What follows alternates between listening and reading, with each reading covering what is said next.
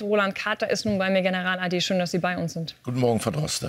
Ja, nun berichtet das Portal Axios, dass möglicherweise die Strategie Israels, die jetzt gefahren wird, eine Deeskalation durch Eskalation ist. Wenn Sie darauf schauen, ist das in Ihren Augen logisch? Wo stehen wir da momentan? Die Situation dort im Norden des Libanons und auch in Israel ist äußerst kompliziert. Und man müsste an sich im Grunde genommen vorne anfangen. Ich will das sehr kurz versuchen. Seit Jahren beschießt die Hisbollah den Norden Israels mit Raketen. Und die scheinen ja nicht auszugehen.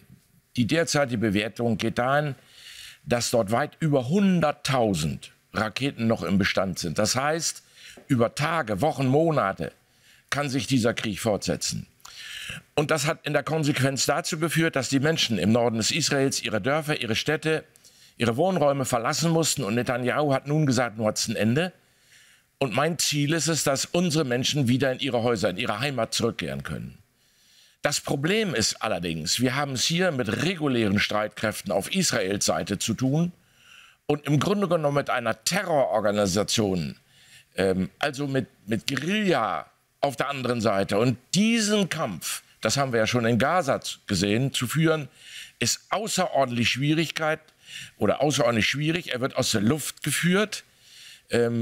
Das hat sowieso seine Grenzen. Kriege werden am Boden entschieden. Also insofern ist das ich würde sagen, eine außerordentlich bedrohliche Schieflage.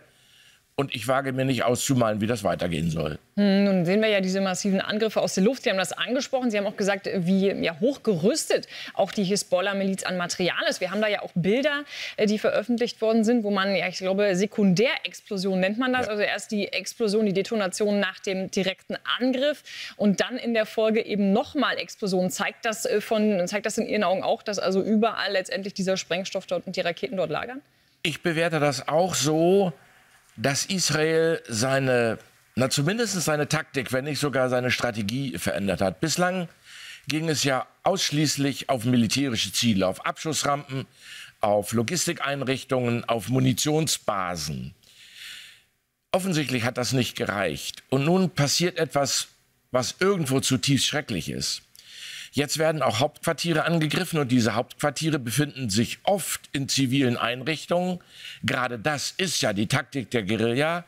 Man nimmt die Zivilbevölkerung quasi als Geisel, als Schutzfront, wenn man das so sagen will.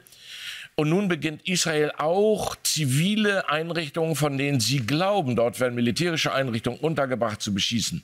Daher die hohen Todeszahlen und daher die hohen Verletzten und Verwundeten. Dies ist natürlich eine Art und Weise der Kriegsführung, die in der freien Welt auf tiefes Misstrauen, wenn nicht auf Kritik stößt. Und ich meine, der amerikanische Präsident hält sich im Augenblick noch etwas zurück. Frankreich fordert eine Sondersitzung des UN-Sicherheitsrats. China hat sich auf die Seite des Libanon geschlagen. Also das ist eine außerordentlich schwierige, sehr, sehr komplexe und gefährliche Situation. Man darf nur nicht den Fehler begehen und Täter und Opfer verwechseln.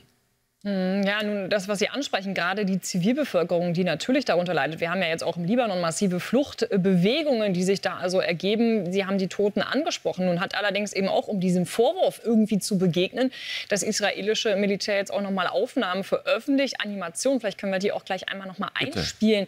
Denn da sieht man eben genau dieses Vorgehen noch mal der Hisbollah-Miliz, wo also ja quasi in zivilen Einrichtungen eben auch diese Raketen gelagert werden. Vielleicht können wir gemeinsam auf diese Bilder dann auch einmal noch schauen, dass Sie das für uns einordnen können. Denn ich glaube, die Einschätzung ist ja wahrscheinlich auch in jedem Einzelfall gar nicht so einfach zu treffen.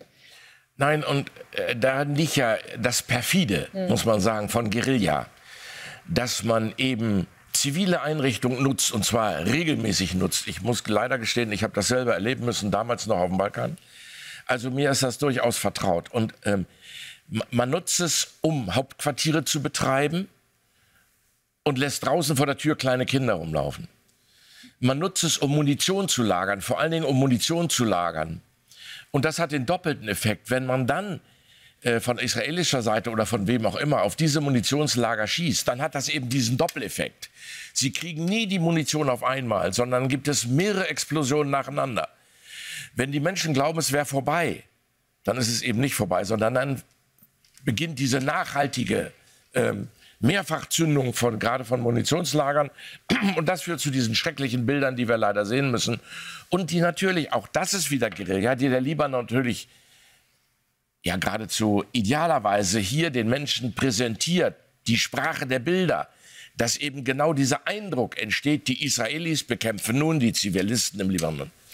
Und das ist leider, und wieder mein Lieblingswort, Kollateralschaden, aber gewollt ist es nicht, sondern gewollt sind militärische Einrichtungen, die leider in zivilen Einrichtungen versteckt sind. Sie haben gesagt, Sie wollen sich gar nicht ausmalen, wie das enden wird. Nun hat ja die USA schon angekündigt, man will weitere US-Soldaten auch in die Region schicken. Wird das irgendwas ändern an der Eskalation? Ich glaube das nicht. Ich glaube, das Entsenden von weiteren militärischen Kräften seitens der Amerikaner oder auch der NATO, dort läuft ja die UN-Operation UNIFIL und die läuft ja nach wie vor. Und das sind ja immerhin 10.000 Soldaten.